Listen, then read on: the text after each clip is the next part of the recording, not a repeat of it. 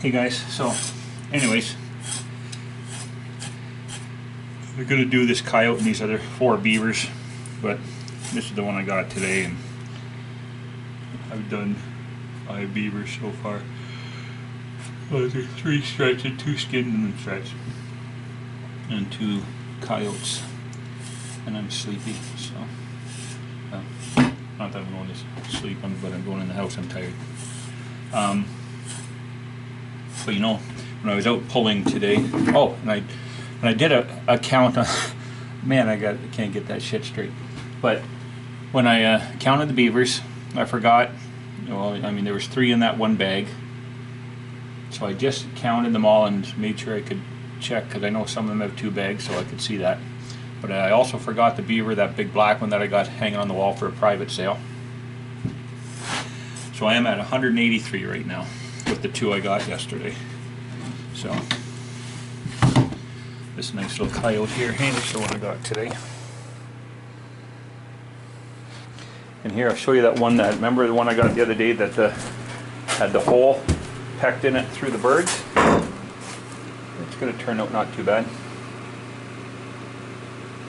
You know, it's good. I wish that hole had been down the side more. I actually thought it was, but you know, I'll get something for it anyways. And there's that fox I got the other day. There's that black beaver. There's that black skinned coon. That's the one that Lexi's going to get tanned. And look at this. Here's one of the other coons I got. He's a 4X, but I don't even know if I'll sell it. Probably not worth enough to worry about. But anyways, like I was saying, you know, when I was pulling the traps yesterday and today,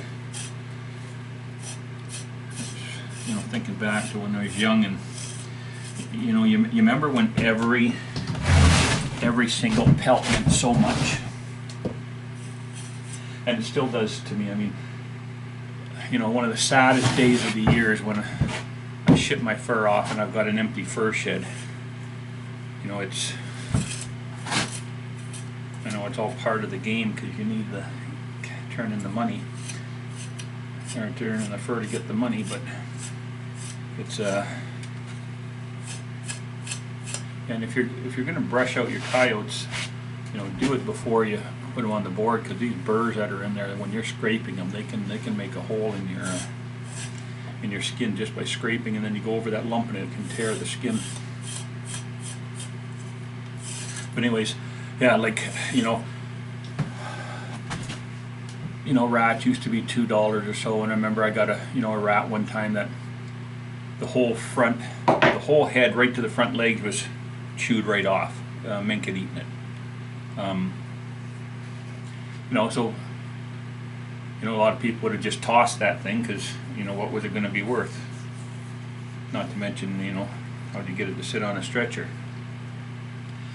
But all I did, I took it back, you know, and around the base of the tail, I cut a circle, I cut the tail off, then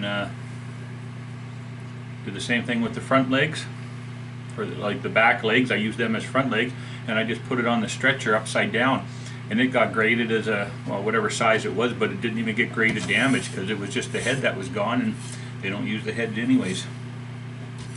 But I remember one time when I was 16, you know, I had my, I better spray this thing, because he's got, I can feel it falling on me. My wife ain't going to be happy if I bring her in the house again.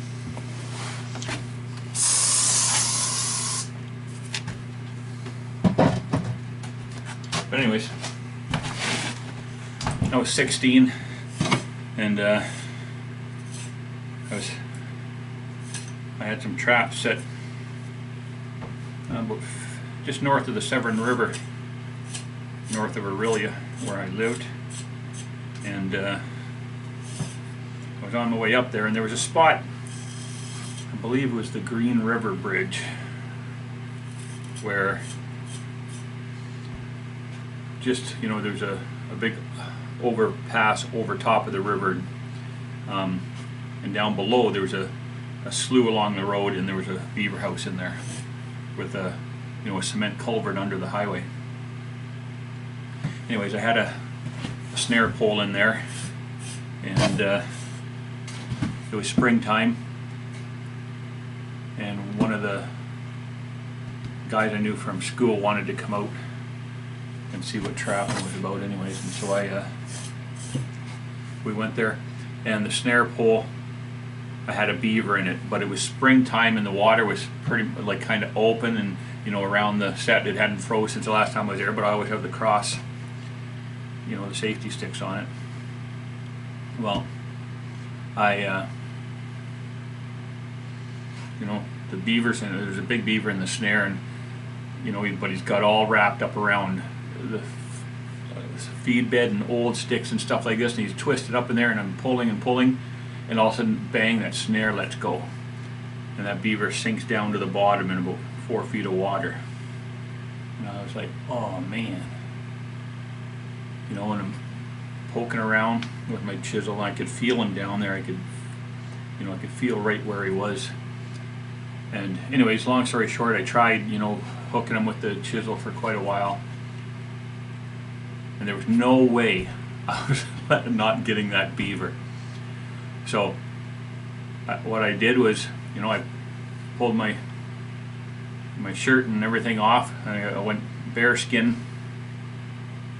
just had my pants on, and I laid down on the ice, and then like scooted out so that I was over top of the hole, and I got the guy that was with me to stand on my legs, on the back of my legs, or sit on them to hold me there, and I just went head down into the water, and as far as I could, and reaching around until I felt that beaver, and I grabbed him by the hind leg, and then, or whatever leg, I can't remember, but I just grabbed him, pulled him up, and got him on the ice, and then the guy that was with me helped me get back into the away from the hole and stuff. So but like I said, back then every single pelt was just such a trophy.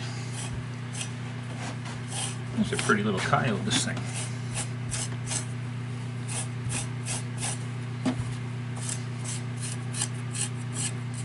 Birds had just got at him. See that? They took his eyeball out. I got there just in time again.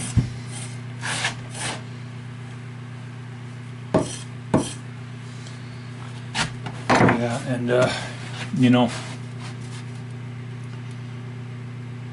just it makes you like I'm redoing my that second book, the part that I lost. I'm typing every night for like last night. I was. You probably got it figured out. I'm not the quickest typer in the world. Typer, the typist. Yeah, that'll work. But like I was up. I try and get a couple thousand words done a day, and I was up last night till 2 o'clock in the morning typing. And but checking back on the notes and all that, it's just I really well, I don't know, maybe a lot of guys didn't keep notes, but when you're in the bush and it's dark and well, really it's not like in town. Once it's dark and you have got your skinning done, there's really nothing to do. So I was mainly keeping a journal, just to give myself kill a few more minutes a day, because like I always say, I don't like sleeping. It's such a friggin' waste of time. And even then, but still you're yeah, here I go, I don't like sleeping, but I'm gonna yawn my head off. But you go, it's dark by 6 o'clock in the winter time, at least, and it doesn't get light till 8 o'clock. So you're running on 10 hours of daylight, and so obviously that means 14 hours of dark. So you do your skinning and whatnot, and you still, even if you stretch everything out, you're going to be looking at 10 hours of, well, now what do I do? And so you go to sleep. So you're always looking for things to keep you awake, and so that's why it was nice in open water, because you could jump in the canoe in the middle of the night and go for a paddle and shoot a couple muskrats or beavers or something. But it was just, that's another thing. Somebody mentioned, like, 'cause my cabin that I have there now that I built, it's got 3 windows in it for light, which is awesome. But when I put up a line camp on my cabins, there was no windows in there at all. There was no need for a windows, because every window that is in a building, when you're heating by wood, every window in there is just another place for heat to escape. And some people say, well, what about the lights? Well, when you're trapping, daylight hours are for being out trapping, not for being in your cabin. So the cabin, you spend your nights in there, and who needs a window during the nighttime? It's just like I said, just a waste of heat. But guys, excuse me, it's fun doing the book. Reliving all the the old good times. The book I'm writing about now, it's got lots of stuff in it, but the main story in it is when I changed trap lines. And then this year here is when I met my first wife and stuff, and